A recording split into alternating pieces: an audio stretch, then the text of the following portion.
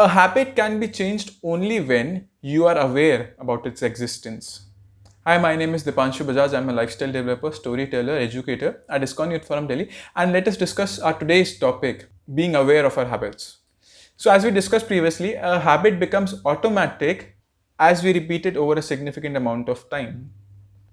And because of this, gradually our actions shift from a conscious effort level to an unconscious effort level upon seeing any cue.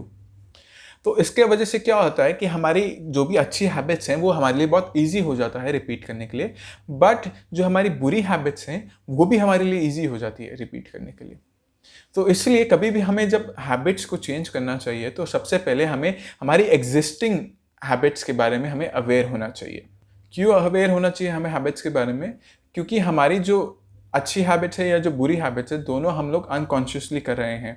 तो बुरी habits को change करने के लिए और अच्छी अभी जो एग्जिस्टिंग हैबिट्स है उसको इम्प्रूव करने के लिए हमें उनके बारे में अवेयर होना चाहिए। बट हम लोग अनकॉन्शियसली क्योंकि एक्ट कर रहे हैं तो हमारे बैक ऑफ द माइंड में ये सब चल रहा होता है, बट हमारे फ्रंट ऑफ द माइंड में, हमारे फोकस में नहीं रहता।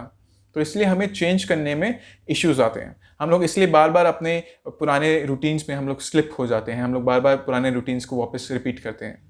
तो अब हमारे हैबिट्स के बारे में हम कैसे अवेयर हो सकते हैं? तो फर्स्ट तरीका है point and calling system. Point and calling system जो है वो यूज़ किया जाता है जापान के रेलवे सिस्टम द्वारा, जिसमें उनके जो स्टाफ मेंबर्स हैं उनको एक सॉर्ट ऑफ अ रिचुअल, एक हैबिट डलवाया गया है कि जब भी वो कोई पर्टिकुलर एक एक्टिविटी देखती हैं तो वो उसको देख के उसको कॉल आउट करते हैं।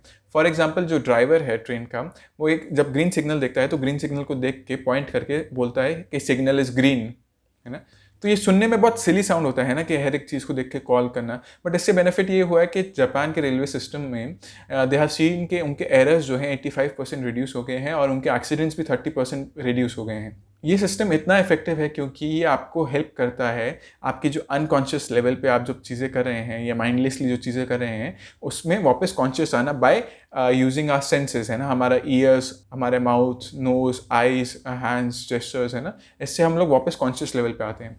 तो इससे क्या होता है, हमारे जब भी कोई हम एक्टिविटी करते हैं तो उसमें ये एक वेट आ जाता है हमारे कॉन्सिक्वेंसेस, हमारे रिजल्ट्स के साथ। फॉर एग्जाम्पल, जैसे अगर आपको वेट कम करना है but you are having a craving of eating a cookie, है ना, बिस्किट, तो आप क्या करते हो, आप वो बिस्किट खाने जा रहे हो, but if you call out this action कि I am going to eat a biscuit but this biscuit is going to it is not healthy for me and it will increase my weight in the future and it is not healthy for me. तो ये क्या करता है कि आपको mindlessly खाने से रोकने पे एक ऑब्स्ट्रक्शन क्रिएट करता है और आपको एक जो रिजल्ट, जो फ्यूचर का रिजल्ट है वो और इमीडिएट दिखाता है, आपको याद करवाता है।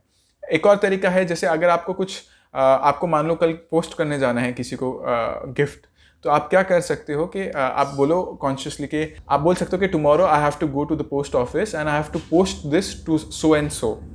तो इससे क्या हुआ कि यू आर मोर अवेयर, ये आपके चांसेस इंक्रीज कर देता है आपके कल की एक्टिविटी को करने में। And the second point is score card exercise. इसमें क्या होता है, आप एक लिस्ट में अपना एवरी डे टू डे की हैबिट्स को आप लिस्ट डाउन कर देते हो और उसको आप मार्किंग करते हो, है ना। जो भी अच्छी हैबिट है उसको पॉजिटिव मार्किंग करते हो, जो भी बुरी हैबिट है उसको नेगेटिव मार्किंग, और जो न्यूट्रल हैबिट है उसको इक्वल टू का मार्क करते हो। मार्किंग हमारा किस बेसिस पे होता है कि किस प्रकार की आइडेंटिटी, डिजायर्ड आइडेंटिटी हम अचीव करना चाह रहे हैं, उसको ध्यान रखते हुए हम मार्किंग करते हैं। क्या ये हैबिट मेरे लिए अच्छी है उस आइडेंटिटी को अचीव करने में, क्या ये हैबिट मेरे लिए बुरी है उस आइडेंटिटी को अचीव करने में। इस हैबिट को मार्क करने का पर्पस ये नहीं कि हम अपने आप को जज करें, बट हम अपने आप को अवेयर करें कि ये मेरी करंट एक्टिविटीज़ है। तो इसलिए हमें ऑनेस्टली अभी जो भी हमारे एक्टिविटीज़ हम कर रहे हैं उसको लिखना चाहिए बिना किसी तरह का चेंज किए। सो इस एक्सरसाइज को रिपीट करने से क्या होता है, हम लोग बार बार अवेयर होते रहते हैं कि ये एक्टिविटीज़ हमारे लाइफ में जो है ये रिपीट हो रही हैं, ये चीज़ें हैं जो मैं रिपीट करता हूँ एवरी डे, अच्छी और बुरी दोनों। जिसकी वजह से क्या है, हम अब फ्यूचर में जाके हम लोग देख सकते हैं, हम लोग डिसाइड कर सकते हैं कि कहाँ पे हमें एक्शन लेना है इंप्रूव करने के लिए और कहाँ पे हमें नहीं लेना। So to conclude our today's video, the process of behaviour change will begin with our awareness about it. और अवेयरनेस हम कैसे प्राप्त कर सकते हैं उसके लिए, by these 2 points, like point and calling system, and the second is scorecard exercise, है ना। जिसकी वजह से हम लोग फ्यूचर में हमारा जो डिज़ायर्ड आइडेंटिटी है उसको अचीव करने के लिए हम एक डिज़ायर्ड चेंजेस ला सकते हैं अपनी हैबिट्स में।